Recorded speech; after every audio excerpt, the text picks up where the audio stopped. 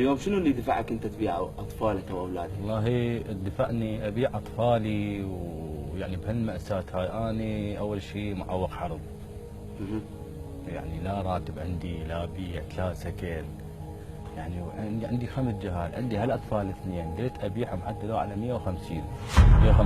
لا اله الا الله. 150,000 ابيعهم في سبيل يعني اعيش. بينهم 150,000؟ كل واحدة على 150. مستحيل. يعني كل وحدة على 150,000 في سبيل أعيش إخوانهم الأخرين، لأن أنا ما عندي، أنا معوق حرب والناس تعطيني. والله الناس يعني تعطيني. البيت إيجار، لا راتب، لا شيء، لا يعني وين أروح؟ قل وين أنطي شيء؟ ما حد يساعدني، ما حد ينطيني، لا. وين دكتور؟ أنا ما دافع عن المسؤولين ولا لي علاقة بالمسؤولين. أنا رجال حقاني وأرفض كل هاي الممارسات اللي يمارسوها المسؤولين. سرقوا أموالهم، أخذوا أموالهم، طلعوها برا، وما زالوا يمارسون السرقة. أنا لن أدافع عن هؤلاء الناس. لن أدافع لن أدافع عن أي مسؤول سرق أموالهم، وأنا لن أكون مصد لهم أبدا.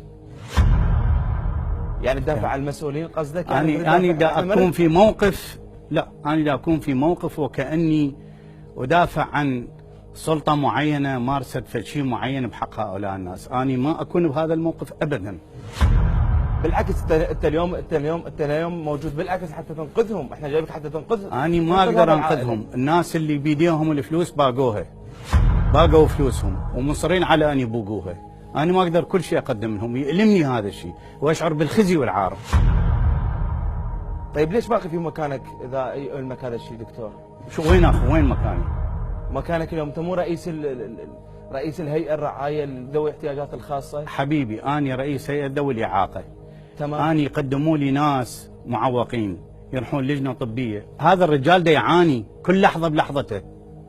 هذا دا يتألم، هو معوق، دا يتألم. هذا الرجال إذا يمر بالنظام مالتي بعد سنة ما يحصل على حقه. لا إله إلا الله. إذا أنا دا أقول لك إياه، هذا الرجال محتاج واحد يقول له تفضل أخذ روح عيش. وهم انطوه لوزارة الهجرة والمهجرين فلوس، قالوا لهم انطوهم، أخذوا الفلوس بجومهم وانهزموا. لا إله إلا الله. ما عندي استعداد أنا أدافع عن فلان وعلان. تكمل الحلقة وياي ونحكي هذا الكلام؟ لا ما أقدر أحكي أنا هذا الكلام، ما أقدر. هذا راد له ناس قوة جبارة تغير الوضع. الوضع سيء إلى درجة يعني واحد يقول لي أنا عندي تريليون ناطيتني الدولة حتى أصرفها على النازحين وعلى كذا، ما تعطيها ايش تنتظر؟ ايش تنتظر؟ ومنين جابن هاي الفلوس؟ هي الدولة ناطت اياه. يريد يعينوهم، يريد يذبحهم على مسطرة. هذا هيجي وذاك هيجي حتى ينطي الفلوس، انطي الفلوس ده يقول لك أنا تعبان. وما يقدرون يعينوهم؟ ليش ما يقدرون يعينوهم اليوم؟ بس اريد افهم، اليوم وزارة العمل ما تقدر تعين الفقراء؟ لا هاي مو وزارة العمل، هاي منو لعت؟ هاي مأساة الهجرة والمهجرين، عدة تريليون دينار.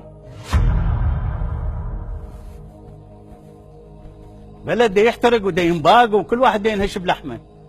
لا اله الا الله. لك الله يلفق لك الله يلفق لكم الله. شيل عيني هاي. لكم الله. هذا الموقف يعني مؤلم بالنسبه لي. انا ما اقدر اتحمله يا اخي، ما اقدر اتحمله هذا الشيء. اقعد اباوع عليهم، شلون يصير هذا الشيء؟ الا تريد انت ترسب بي جلطه يلا. يعني طبيب اطفال، انا اشتغل الاطفال المعوقين، يجي يقول ما عندي فلوس اشتغل له مجانا. إذا دعتك قدرتك على ظلم الناس فذكر قدرة الله عليك. بس إذا اليوم أنت بمكان المسؤولية ومسؤول وقدرتك خلتك أنه تظلم الناس، فتذكر الله سبحانه وتعالى. بس هيك لك يا حبيبي.